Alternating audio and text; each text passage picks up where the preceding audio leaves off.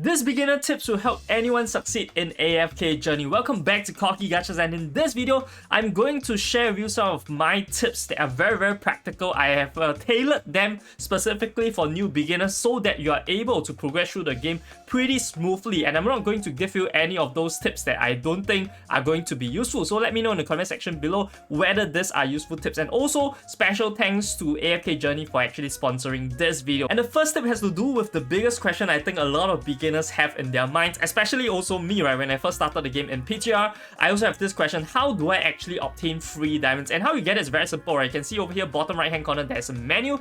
Click on this, click on the settings over here, and you can go into the other section, and here there is a promo code. So redeem the 4 codes they have listed on the screen. You should be able to get at least 5 pools, and of course, right, with this pools you are able to get new heroes, or you can get duplicates to further strengthen your hero. So this is the first tip. The second one is going to be on the leveling. So when I first started this game, I also have a question, right? Why exactly is the leveling so weird? So normally we are used to leveling being based on the unit. However, when it comes to AFK Journey, the leveling is based on the slots. So you can see over here, I can freely change the units that I want to put in this 5 slots, and the level will change accordingly. What this means is that you do not have to be afraid of leveling a unit that you don't want to use in the future, because they are based on the slots, right? So just keep leveling up all of these slots. You're going to get an extra level here, and when you don't want to use these units, you can just switch them out over here. So do not have cold feet when you're trying to level up your units, right? Just level them up. It's going to be completely fine.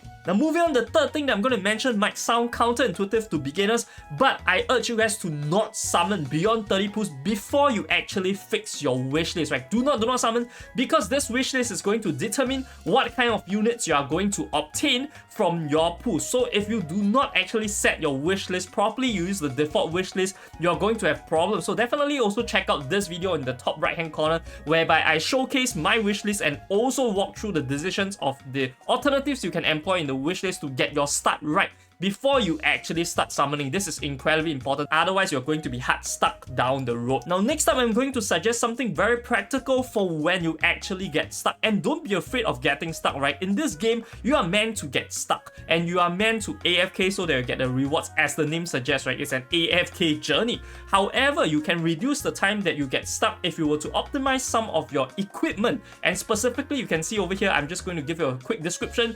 All of this equipment applies to the units of the certain class. And to improve the equipment, other than getting them naturally, as you can see, the lower level ones can be transferred to higher levels once you obtain them. You can also forge them. But one thing to take note is that you can see this one is level 35, and if I were to forge them, it is the exact same cost as to upgrading a level 40 to level 45. So naturally, you want to forge equipments that are of lower level so that you are going to get much more benefits. But on top of that, you want to focus on 2 classes specifically, the tank class as well as the marksman class. And this is for one simple reason, that being the tank class and the marksman class determines whether you are able to progress the most. The tank class being one of the frontline units meant that if the tank were to die, your backline will be penetrated by the opponent and you are going to die and wipe out very easily. So tank is actually important, equipment has to be focused. Meanwhile, the DPS, right, you can see most of the strong DPS, especially Sister, which are going to getting for free, Odie, Leica, all of these units are of marksman class.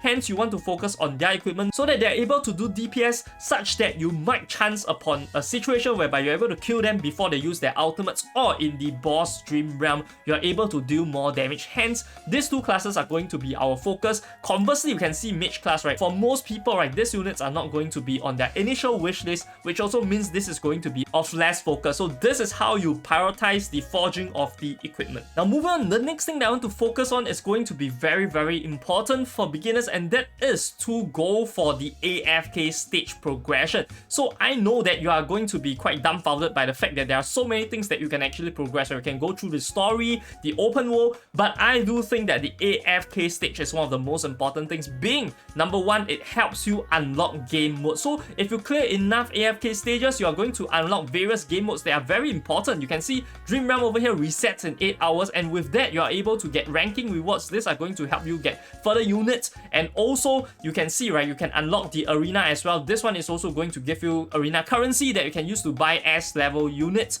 and also most importantly, I think to clear AFK stage 30 will unlock the guild And by joining a guild and being active, you're able to earn guild currency, which is able to get you the most important units in the game, Celestial and Hypogene units that you cannot get from normal pools, right? You can either get them from Stargazing or from the guild store. So you definitely want to unlock these features as soon as possible so that you can get your passive income rolling in, right? Even if you were to play less, you can get more AFK rewards just by being on a higher AFK stage. Now, of course, naturally, by you unlocking more game modes, you are also going to be wondering, hey, should I be clearing them as soon as possible? And my recommendations is to try to keep them to the end of the day, except for a couple tries, right? You can probably use a couple tries. You can see over here, I've used up 2 tries just to get some initial rewards. But generally, in games like this, whereby there are daily resets and daily opportunities that you can utilize, you want to do it as late as possible so that you can progress through the game as much as possible to get the optimized team. For utilizing this daily tries, right, such as in the Dream Realm or even just your daily AFK rewards, right, you can see over here you are able to get 2 resets per day. You want to push as far as possible before using this free tries because these are based on your AFK progress. So if you use it at the start of the game when you barely started 30 minutes in,